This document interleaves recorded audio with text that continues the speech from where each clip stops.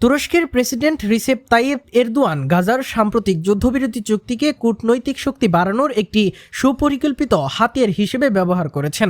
একসময় ওয়াশিংটন তুরস্কের হামাস সম্পর্কের সমস্যার মতো দেখলেও এখন সেটি আঙ্কারার ভূরাজনৈতিক সম্পদে পরিণত হয়েছে। তুরস্কের মধ্যস্থতায় হামাস শেষ পর্যন্ত মার্কিন প্রস্তাব গ্রহণে রাজি হয়।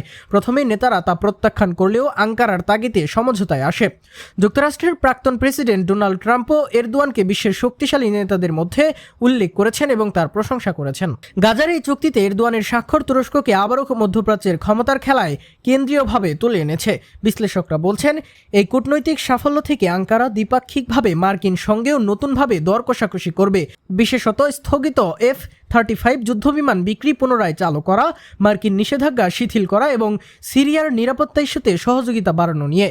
কার্নেগি ইউরোপের সিনান উলগেন মন্তব্য করেছেন যে হামাসকে রাজি করিয়ে তুরস্ক একটি নতুন কূটনৈতিক প্রভাব অর্জন করেছে। যদি মার্কিন সদিচ্ছা দীর্ঘস্থায়ী হয়, আঙ্কারা তা পুরনো মতবিরোধ মেটাতে ব্যবহার করতে পারে। এরদোয়ানের গত সেপ্টেম্বরের হোয়াইট হাউস সফর ছিল 6 বছরের মধ্যে প্রথম। সেখানে দুই পক্ষ রাশিয়ার S-400 কেনা, মার্কিন নিষেধাজ্ঞা ও সিরিয়া কুর্দি নীতি নিয়ে সমঝোতার পথ খুঁজতে আলোচনা করেন। তুরস্ক চায় যে মার্কিন সমর্থিত SDF বাহিনী সিরিয়ার সেনাবাহিনীর সঙ্গে একীভূত হোক, কারণ আঙ্কারা ওই বাহিনীকে PKK এর সহযোগী মনে করে এবং সাম্প্রতিক রিপোর্টগুলোতে দেখা গিয়েছে এই প্রতিক্রিয়ায় কিছু অগ্রগতি হয়েছে। এরদোয়ানের কূটনীতি কেবল গাজায় সীমাবদ্ধ নয়, রাশিয়ান ইউক্রেন আলোচনায় মধ্যস্থতা করা এবং সিরিয়া বিরোধী শক্তিকে সমর্থন প্রদানের মাধ্যমে তুরস্কের প্রভাব বেড়েছে।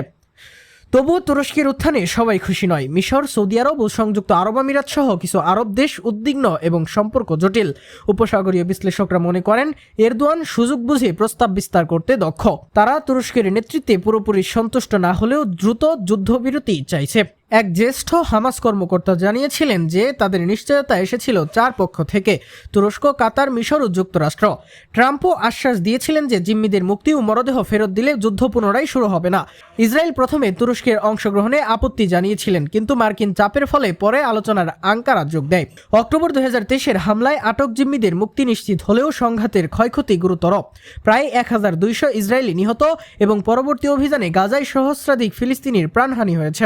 আগামীতে এই যুদ্ধবিরতি কি স্থায়ীভাবে 2 রাষ্ট্র সমাধানের পথ খুলবে তা অনিশ্চিত। তুরস্কের অগ্রাধিকার হচ্ছে পূর্ণ যুদ্ধবিরতি, মানবাধিকার সহায়তা পৌঁছে দেয় এবং গাজা পুনর্গঠন, ভবিষ্যতের নিরাপত্তা ও স্থায়ী শান্তির কাঠামো নিয়ে আলাপ হবে। বিশ্লেষকরা বলছেন, সফলতা আর্থরাজনৈতিক সুযোগ এনে দিলেও আঙ্কারার কূটনীতি দীর্ঘমেয়াদী সুদূর প্রসারী ফল পেতে পারে যদি এটি অন্তর্ভুক্তিমূলক কূটনীতি, প্রতিবেশী দেশের উদ্বেগ শমন ও স্থিতিশীলতা বাস্তবায়িত সমন্বয় করে। তবে চ্যালেঞ্জগুলো সহজে কাটিয়ে ওঠা যাবে না, সতর্কতাই জরুরি।